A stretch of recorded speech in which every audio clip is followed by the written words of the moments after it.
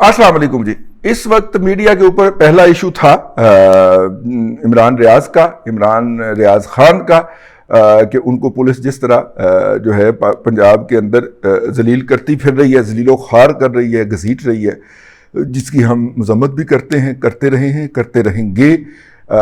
जो है रियासत को चाहिए वो अपने आप को ज़्यादा बेनकाब ना करे और जो है उनका मेरिट पे मामला चलने दे। मेरिट उनके ख़िलाफ़ जो केसेस दर्ज हुए हैं वो उनके अंदर तो कुछ नहीं है, उस हवाले से तो वो इल्ज़ामात साबित नहीं हो सकते। लेकिन दूसरा इशू जिसने आके इमरान रियाज वाले इशू को साइड पे किया वो इशू था आपा आमना मसूद जंजुआ जो हैं उनका। आपा जो हैं वो मिसिंग पर्सन के लिए जब से उनके अपने मियाँ जो है वो मिसिंग हुए हैं तो मिसिंग पर्सन के लिए एक पुरअमन जद्दोजहद पे यकीन रखती हैं।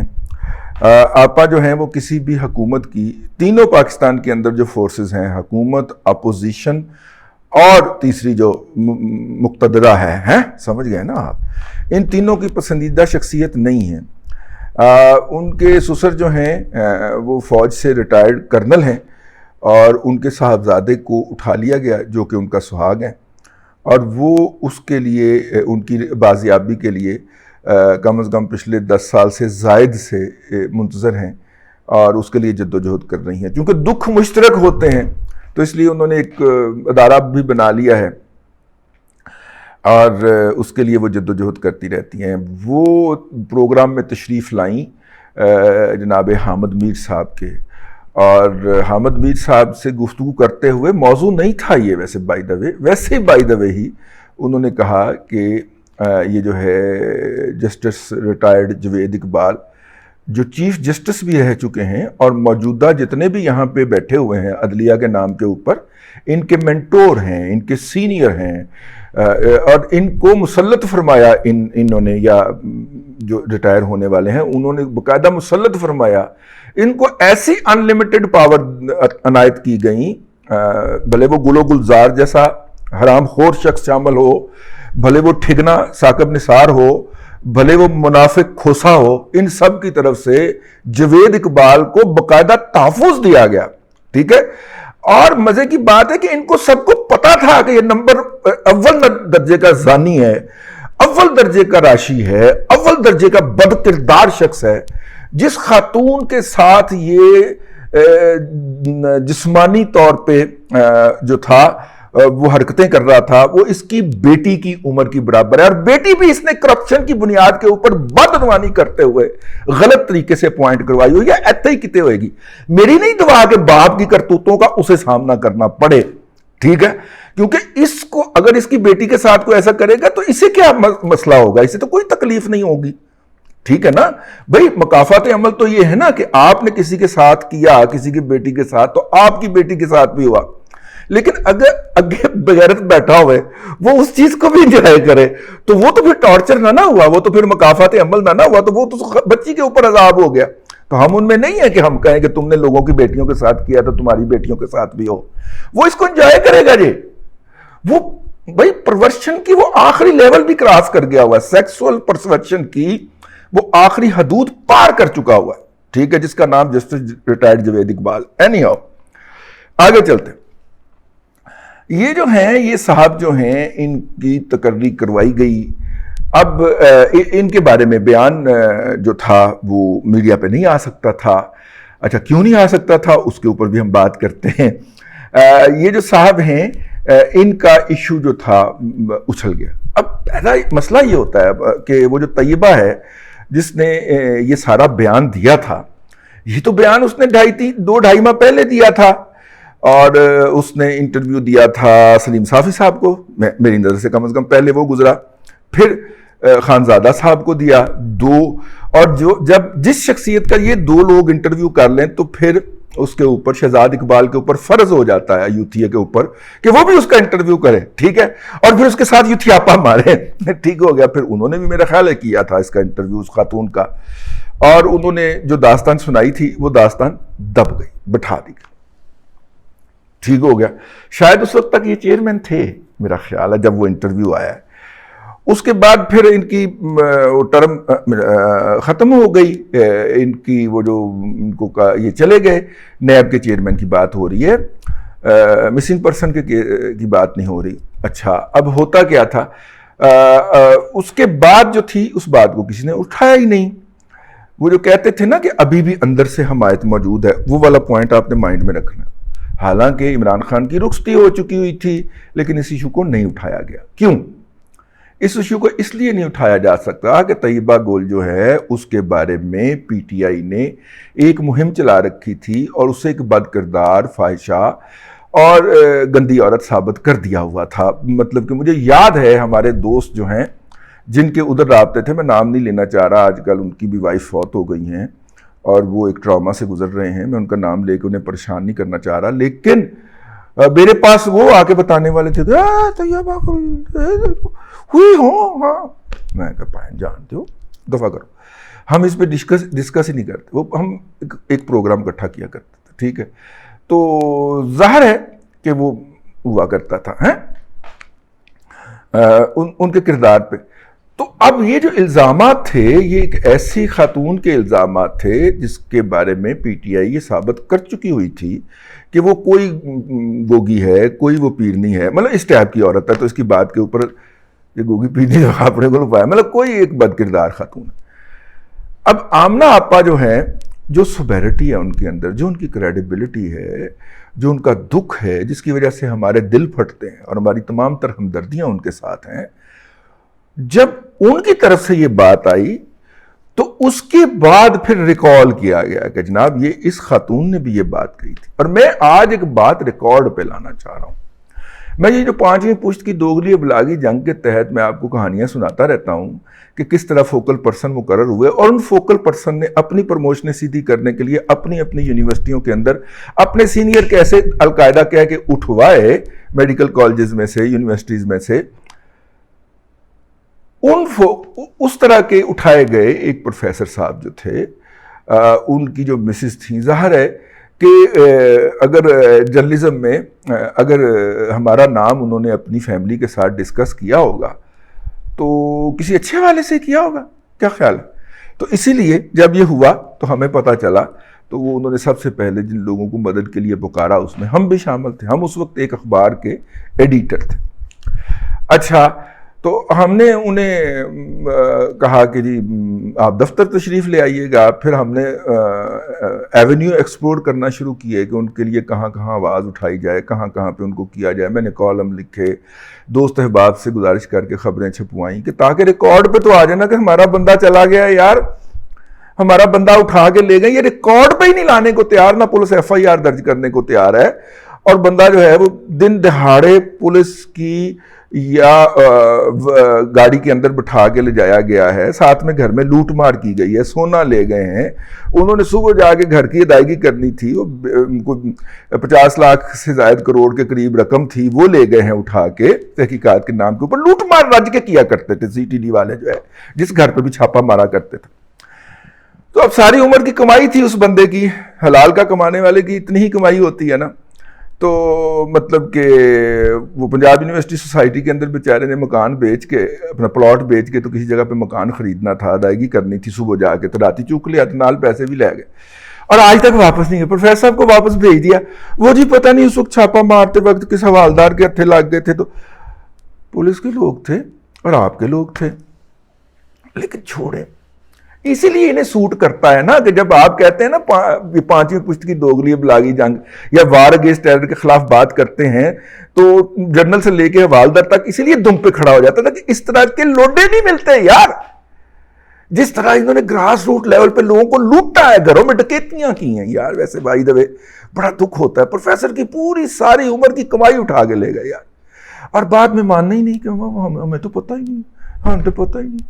وہ میری بہن کا زیور لے گئے یار ساتھ میں تحقیقات کے بہانے، کوئی گھر کا تالا نہیں جو انہوں نے نہ توڑا ہو۔ پروفیسر تھا یونیورسٹی کا، کتنا کسلا مل گیا ہوگا اس کے کمرے سے۔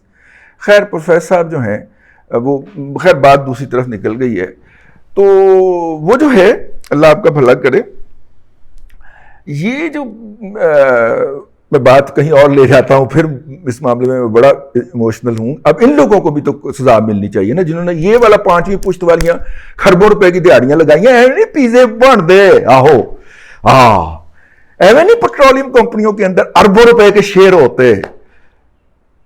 تو اس طرح لوٹ مار کی جاتی ہے، لوگوں کے گھروں سے لوٹ مار کی گئی.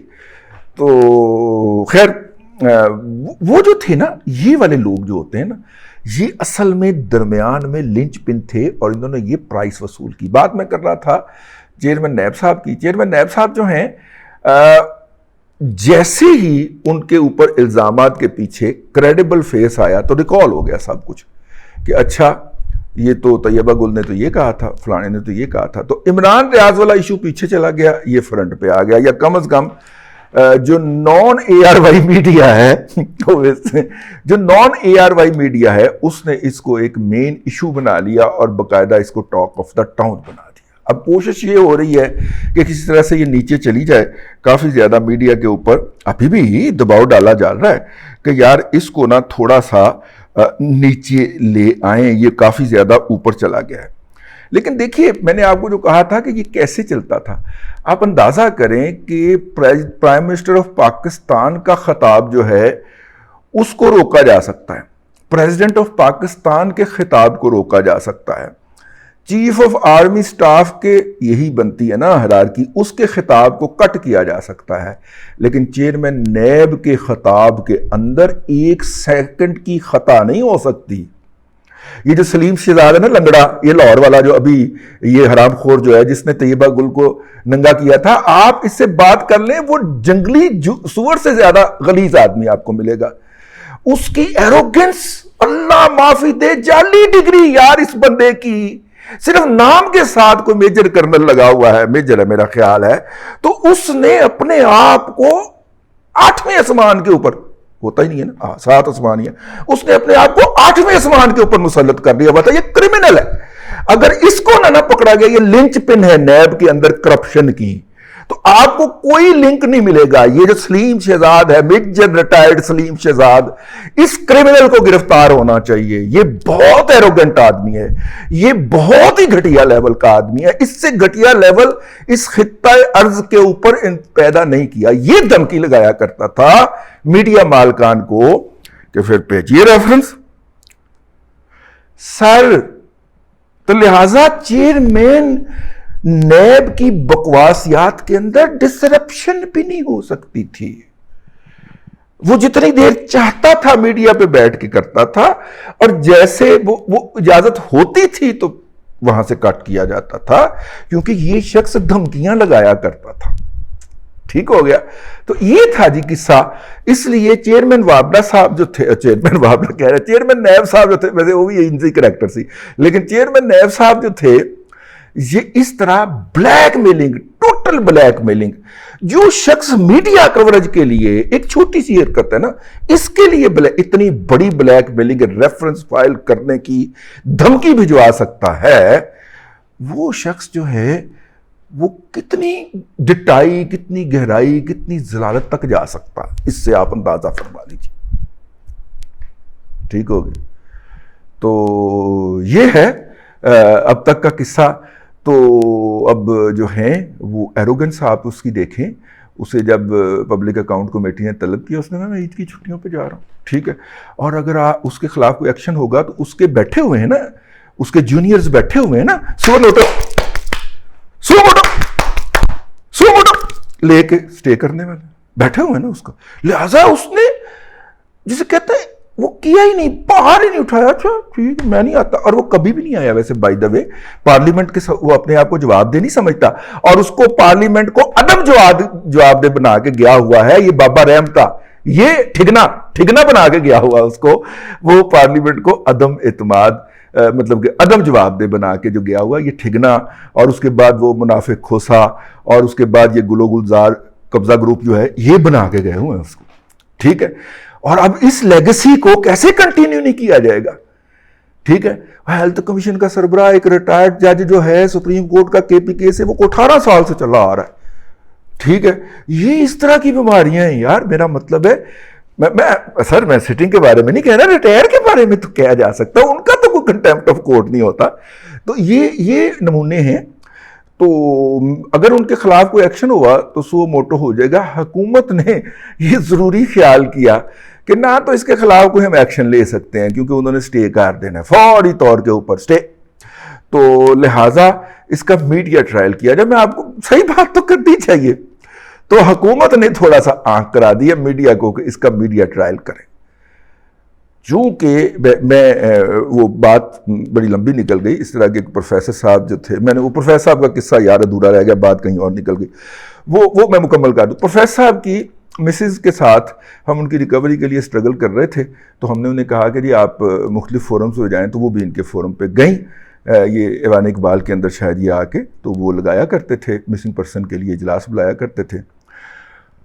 اور جو باتیں کہیں میں دہرانا نہیں چاہ رہا, جو باتیں آمنہ مسعود جنجوعہ صاحب نے کہی ہیں وہاں پہ, وہی باتیں موصوف نے یہاں پہ ہماری بہن کو کہیں, اور وہ انہوں نے کہا کہ اگر آپ نے جو بات کرنی ہے سب کے سامنے بتائیں مجھے, ٹھیک ہے, یہ چیمبر میں جانے کی کیا شرط رکھ دی آپ نے, ٹھیک ہے.